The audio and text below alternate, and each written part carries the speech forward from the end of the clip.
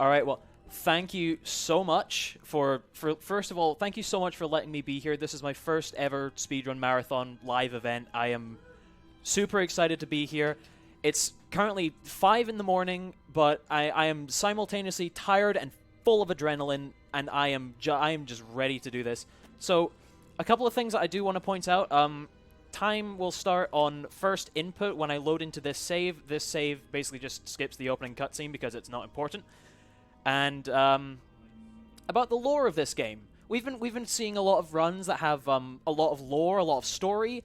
I've never actually played this game through casually, so I don't know the story. So I've made it up, and I hope that you guys enjoy my rendition. So are we ready on time?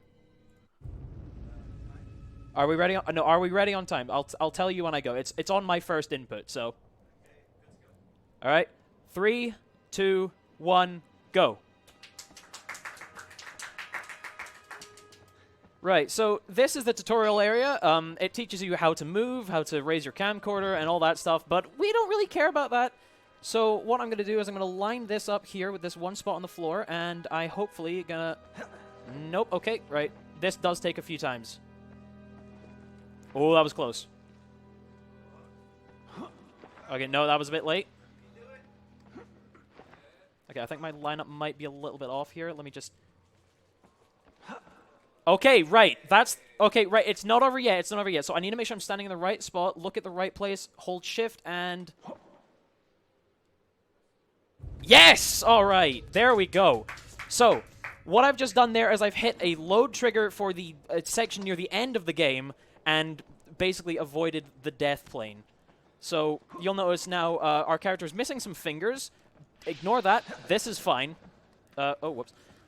And what you'll notice what I'm going to be doing is I'm going to be running around this corner. I'm going to be hitting a trigger, which is just there, and then I'm going to be running immediately back. So there's meant to be something scary chasing us. There isn't actually anything there. You can look behind you. And here we're going to meet, I'm calling him the janitor.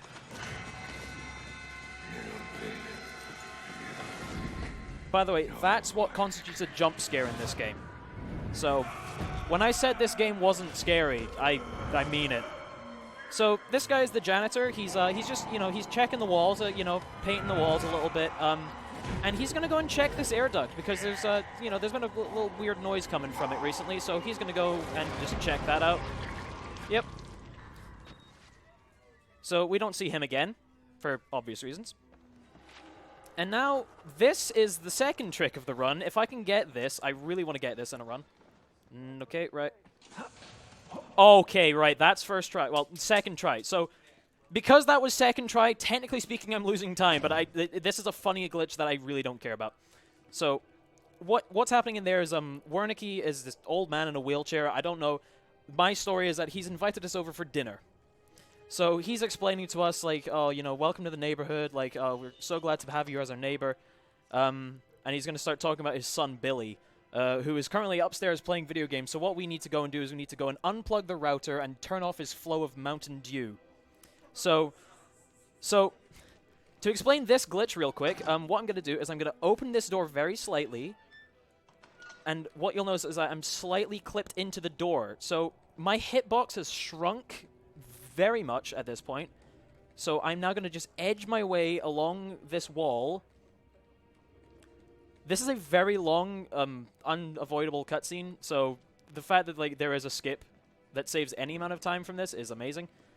I will go around this wall, and yep, okay, I still have the tiny hitbox. This is very precise because if I move too far away from the wall, I lose the tiny hitbox. And okay, so he's now telling us that we have to go and, unplug the router, turn off the Mountain Dew flow, and so currently we have a tiny hitbox, and this door that we're next to is about to open.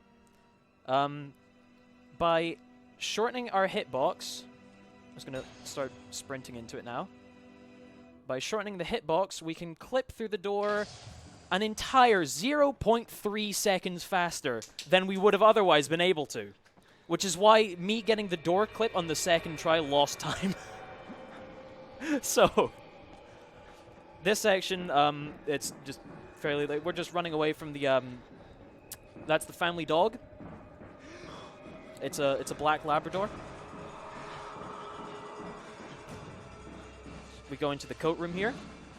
They give us a nice little spray of perfume.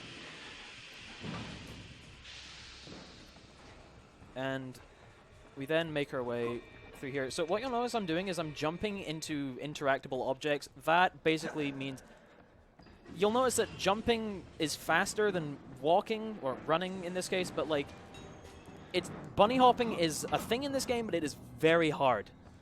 So it's not really faster to do it, so what we do is we jump into obstacles that we can interact with, and that basically like cuts out the landing lag of the jump. So this is the Mountain Dew room. I only say that because all the juice is sort of green and like this sickly color. So we're going to go and turn the valve, which turns off the Mountain Dew flow.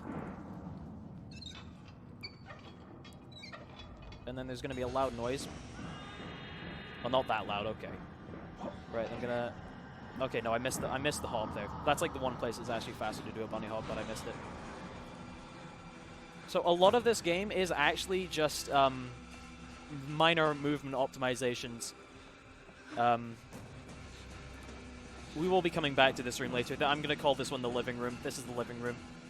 So that was the kitchen we were just in with the Mountain Dew in it. And now we're heading to the router.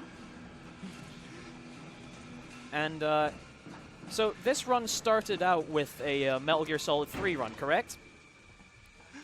So this is how I like to pay my homage. This is the ladder. What a thrill. It doesn't quite have the same impact when there's this pounding drum beat in the background, but it serves the exact same purpose.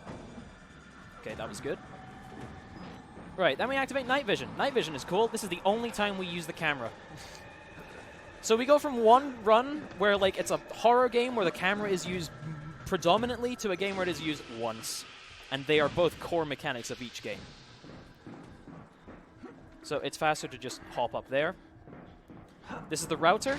Yeah, ignore the fact that we're missing fingers. That was a workplace accident. Could happen to anyone. Right. And then this is the final important trick of the run. And I really want to get this. Whoops.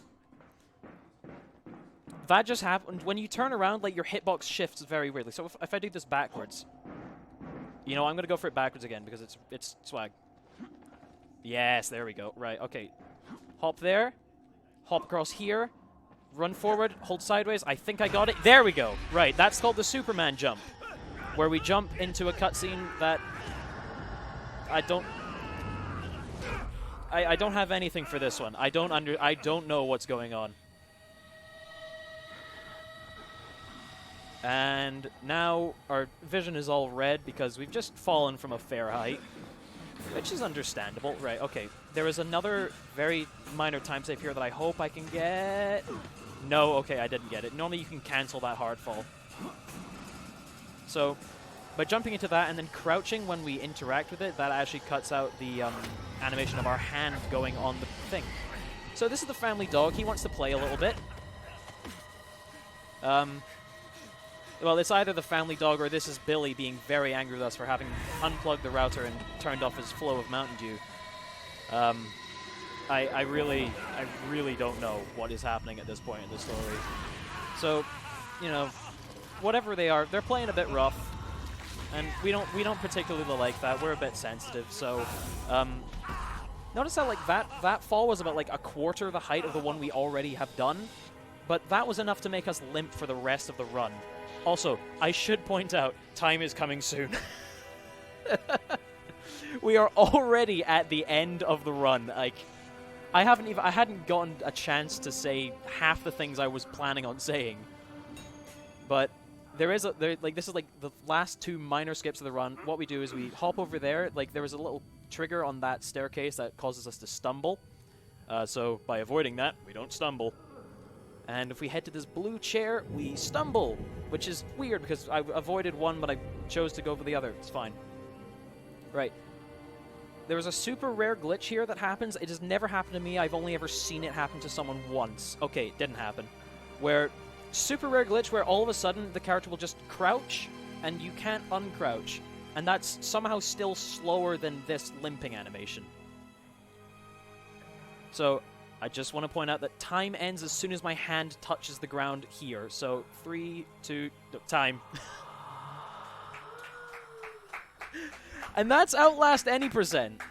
I did not have nearly enough time. Like 9:19, that's that's only like 20 seconds slower than my PB. So, and yeah, that's Wernicke there. That's the guy that we avoided talking to, and he just, we're playing paintball. It's paintball, guys. It's just red paint. I swear. It's just a lot of red paint, okay?